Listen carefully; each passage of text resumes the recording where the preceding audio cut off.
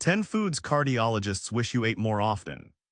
Heart disease remains the leading cause of death among adults over the age of 65 in the United States, and yet cardiologists say the single biggest mistake most people make is believing the solution is giving things up, cutting out butter, saying no to your favorite dinner, living on plain chicken and steamed broccoli for the rest of your life.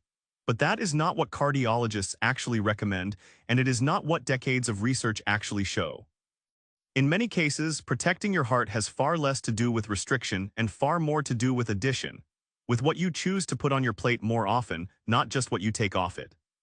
This video is for general educational purposes only and is not a substitute for personalized medical advice. Please speak with your doctor or a qualified healthcare professional before making significant changes to your diet, especially if you have an existing heart condition. Over the next few minutes, we are going to walk through 10 specific foods that cardiologists bring up again and again with their patients, foods tied in study after study to meaningfully lower rates of heart disease. A few of these will not surprise you at all. But near the end of this list is a food most people assume a cardiologist would never approve of, something usually filed away as an occasional guilty pleasure rather than a genuine ally for your heart, and the research behind it may change the way you think about dessert entirely. We will get to that one soon, so stay with us. For now, let us start with the food that shows up more consistently than almost any other in cardiovascular research. Number 1. Fatty fish. When cardiologists talk about heart-protective foods, fatty fish almost always comes up first, and for good reason. Salmon, mackerel, sardines, and trout are rich in a type of fat called omega-3 fatty acids. Unlike the saturated fats found in many processed foods, omega-3 fats have been studied for their potential role in reducing inflammation and supporting healthy blood vessel function. Some research suggests that eating fatty fish a couple of times a week may be associated with a lower risk of certain heart-related events, though results can vary depending on a person's overall diet and health history. Consider Frank, a 68-year-old retired mechanic from Ohio. For most of his life, Frank ate the way a lot of men his generation did, plenty of red meat, very little fish. After a routine checkup revealed elevated cholesterol, his doctor suggested he try swapping red meat for salmon or mackerel just twice a week. Frank was skeptical at first. He did not consider himself a fish person. But 6 months later, at his follow-up appointment, his numbers had improved enough that his doctor pointed to the dietary change as one likely contributing factor, alongside the medication he was already taking. Frank's story is just one example, not a guarantee of results for everyone, but it illustrates how a relatively small and consistent change can be part of a broader heart health strategy. The reason fatty fish tends to stand out is not just the omega-3 content. It is also what these fish typically replace on the plate. When a piece of grilled salmon takes the place of a fatty cut of beef or a fried dish, the overall meal often ends up lower in saturated fat as well. That combination, more omega-3 fats and less saturated fat, is part of why cardiologists tend to bring this food up so consistently. For people who are hesitant about fish, cardiologists often suggest starting slowly rather than trying to overhaul an entire week of meals at once. A single serving on a Friday night, prepared simply with lemon, garlic, and olive oil, can be a gentle introduction. Canned salmon or sardines are also worth mentioning here, since they tend to be overlooked. They are often more affordable than fresh fillets, have a long shelf life, and still deliver a meaningful amount of omega-3 fatty acids, which makes them a practical option for people who want the benefit without the cost or preparation time associated with fresh fish. It is also worth addressing a common concern many patients raise, the question of mercury and other contaminants in fish. Cardiologists generally note that for most adults, the cardiovascular benefits of eating fatty fish a couple of times a week are believed to outweigh the potential risks associated with mercury exposure, particularly when choosing smaller fish like sardines and mackerel, which tend to accumulate less mercury than larger predatory species. That said, pregnant women and certain other groups may be advised to follow more specific guidelines, which is another reason personalized medical advice matters more than general recommendations alone. Number 2. Leafy green vegetables. Spinach, kale, arugula, and Swiss chard may not sound exciting, but cardiologists frequently point to leafy greens as one of the simplest ways to support cardiovascular health. These vegetables are rich in vitamins, minerals, and dietary nitrates, compounds that some studies suggest may help support healthy blood pressure levels by assisting blood vessels in relaxing and widening slightly. Leafy greens are also naturally low in calories while being high in fiber, which may help support healthy cholesterol levels over time. There is something almost old-fashioned about the advice to eat more greens, the kind of thing a grandmother might have said long before modern research existed to back it up. And yet, decade after decade, that simple guidance keeps showing up in cardiovascular studies as one of the more consistent patterns among people with healthier hearts. What makes leafy greens particularly useful is how easily they blend into an existing diet. They do not require a person to overhaul the way they eat. A handful of spinach in a morning smoothie, a side salad at lunch, or sautéed kale alongside dinner can add up over the course of a week without feeling like a dramatic change. It is this kind of quiet, sustainable addition that cardiologists often say matters more in the long run than any single dramatic diet overhaul. There is a reason many cardiologists frame leafy greens as a foundation rather than a feature. They rarely appear alone on a plate, and their real power often comes from what they displace. A large salad eaten before a main course, for instance, may naturally reduce the amount of higher-calorie food a person eats afterward, simply because the fiber and volume of the greens create a sense of fullness.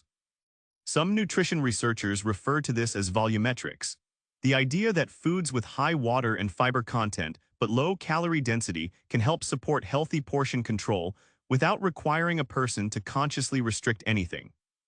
Leafy greens are, in many ways, one of the clearest examples of this principle in action, which is part of why they appear on nearly every heart-healthy eating pattern studied around the world, from the Mediterranean diet to the traditional diets of parts of Japan and Scandinavia. Number 3. Berries. Blueberries, strawberries, raspberries, and blackberries are small, but they carry a surprising amount of research behind them when it comes to heart health. Berries are rich in antioxidants called anthocyanins, the compounds responsible for their deep red, blue, and purple colors. Some research has linked regular berry consumption with improvements in blood vessel function and modest reductions in blood pressure, particularly when berries are eaten several times a week over an extended period. There is also something practical about berries that cardiologists appreciate. They are naturally sweet, which makes them an easy substitute for sugary desserts or processed snacks. A bowl of mixed berries can satisfy a craving for something sweet, while providing fiber and nutrients that a candy bar or pastry simply does not offer. Over time, this kind of substitution, choosing berries instead of refined sugar, may contribute to better metabolic and cardiovascular health, although individual results depend on overall dietary patterns. Frozen berries, by the way, tend to retain most of their nutritional value and are often more affordable and available year-round compared to fresh berries, which makes this a food that does not have to be seasonal or expensive to incorporate regularly.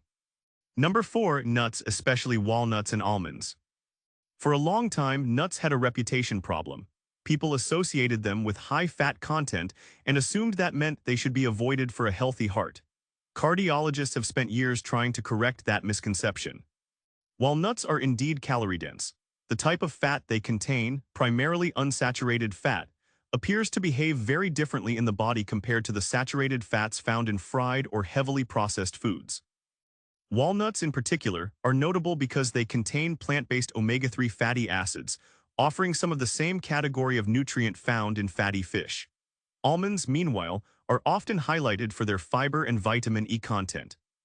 Several long-term studies have observed that people who regularly eat modest portions of nuts, generally around a small handful a day, tend to have somewhat lower rates of cardiovascular events compared to those who rarely eat nuts at all. It is worth emphasizing the word modest here because portion size matters. Cardiologists are not suggesting unlimited nut consumption, but rather a consistent, reasonable amount as part of an overall balanced diet. Margaret, a 72-year-old grandmother from Georgia, started keeping a small container of unsalted almonds in her purse after her cardiologist suggested them as a snack alternative to the crackers she used to reach for in the afternoon.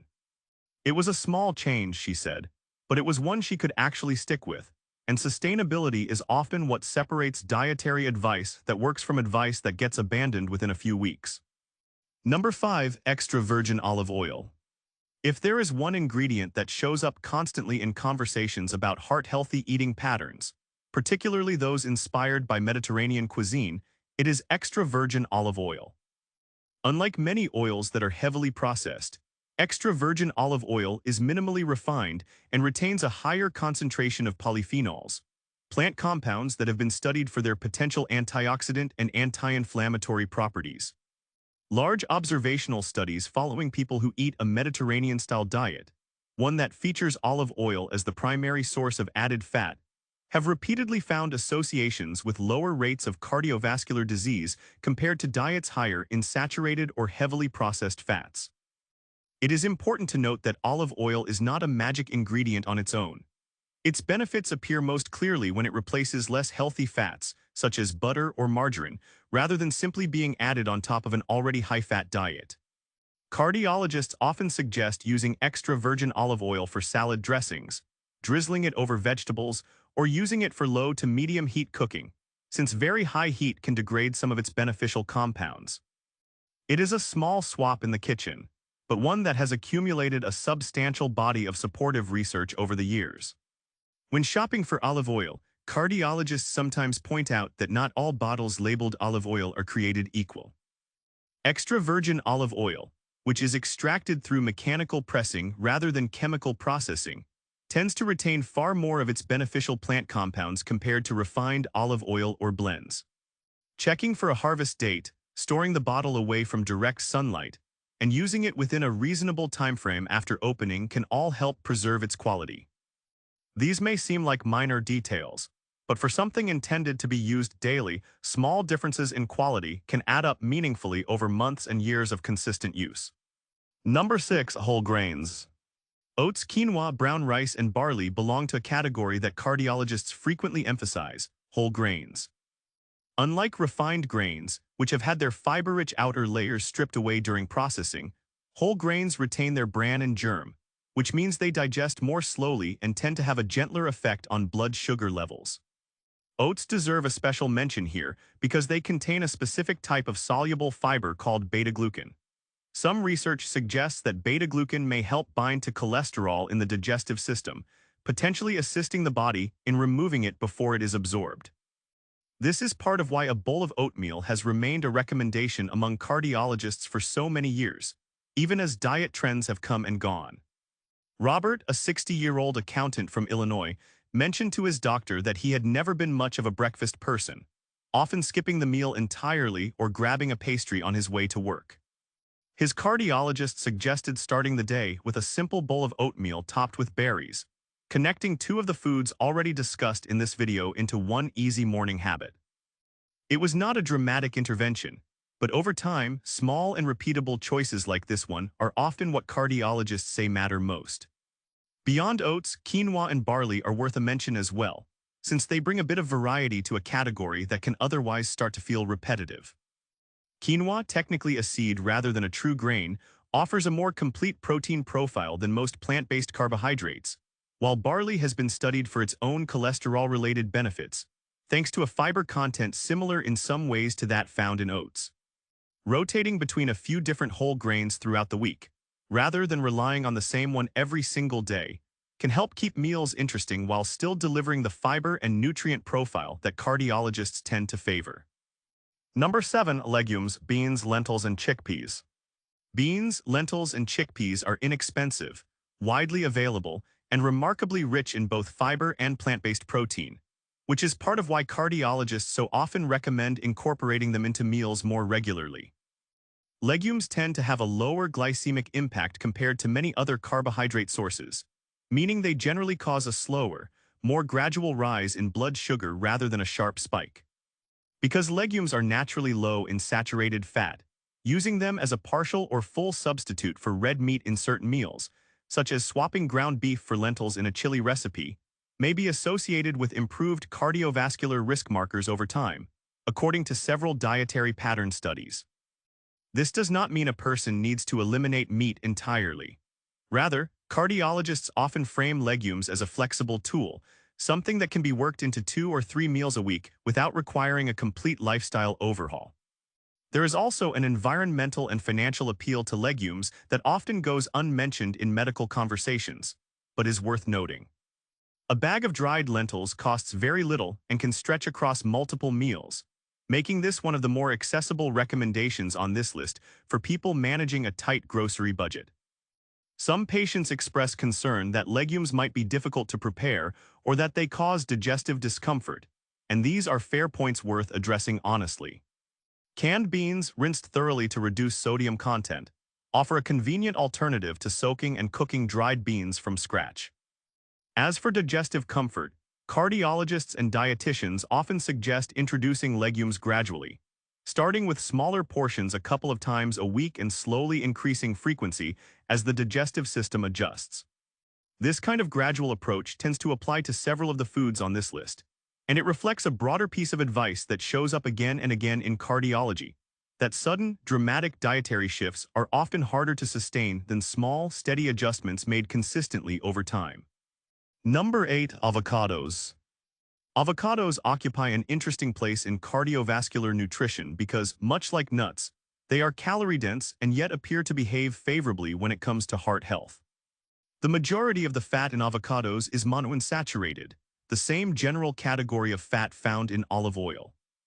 Some studies have observed associations between regular avocado consumption and modest improvements in cholesterol profiles, though researchers note that avocados tend to be part of broader healthy eating patterns, which makes it difficult to isolate their effect entirely.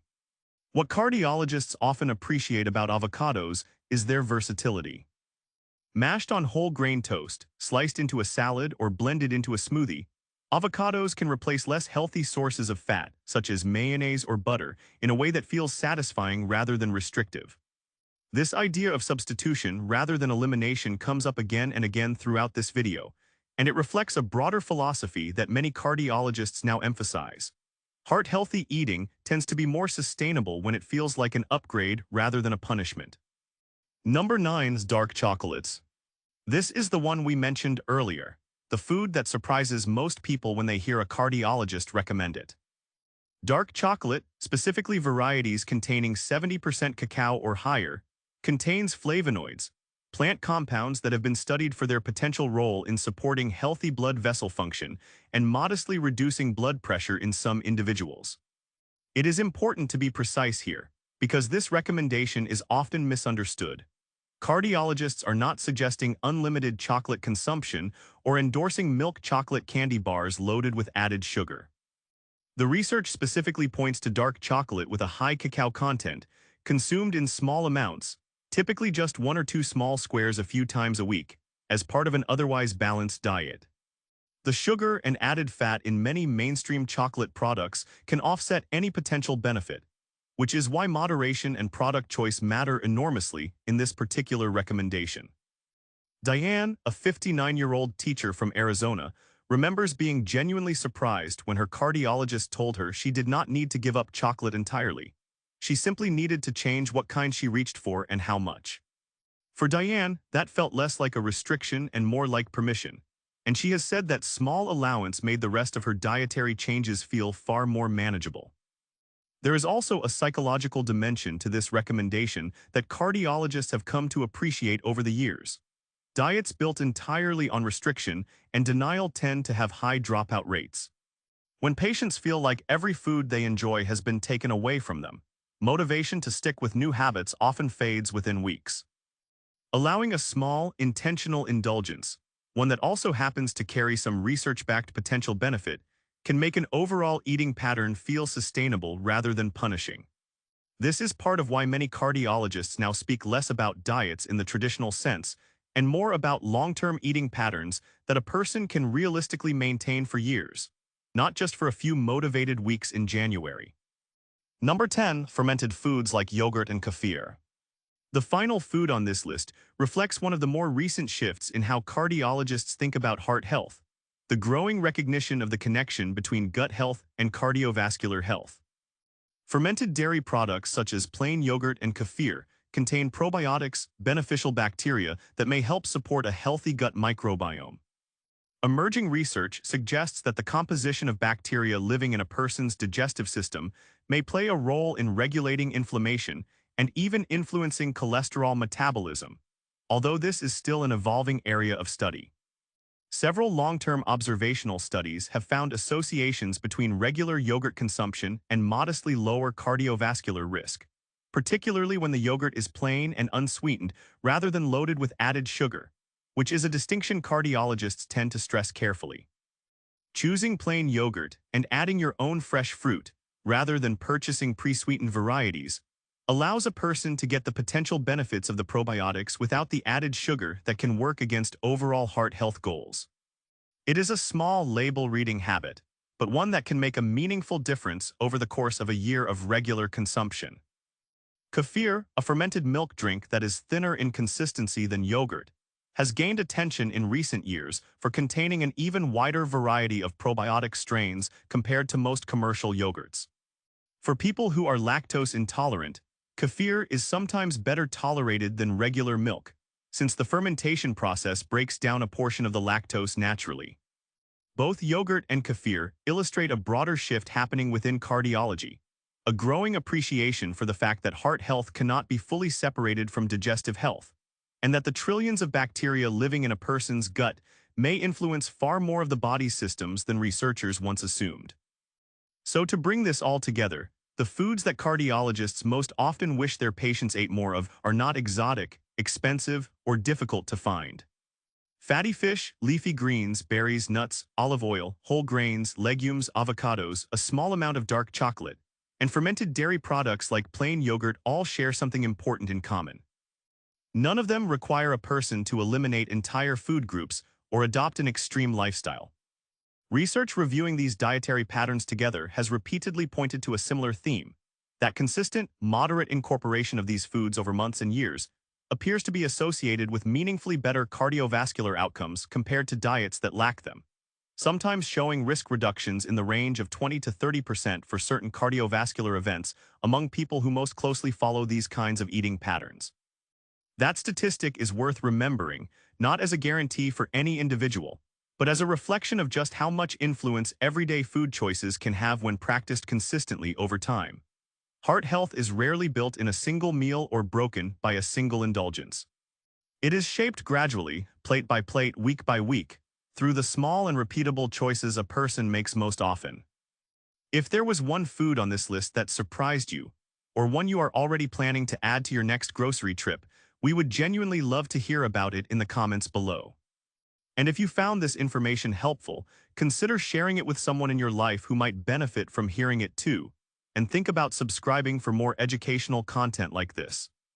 As always, please remember that this video is intended for general educational purposes and is not a substitute for personalized guidance from your doctor or a registered dietitian, who can help tailor these recommendations to your specific health needs.